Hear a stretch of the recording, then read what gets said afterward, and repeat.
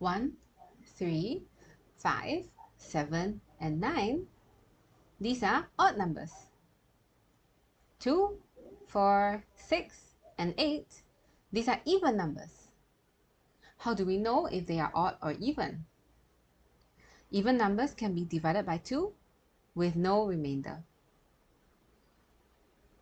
Let's look at a few examples.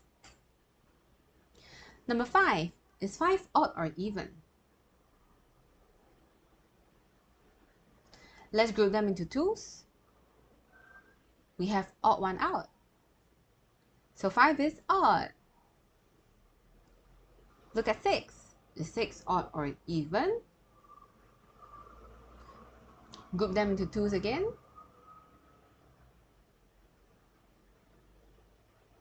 This time, there is no odd one out. So 6 is even. How about bigger numbers? 52. We check the digit in the ones place.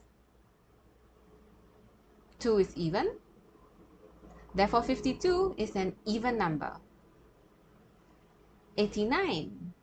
Again, we check the digit in the ones place. 9 is odd. So 89 is an odd number. How about numbers with 0 in the ones place?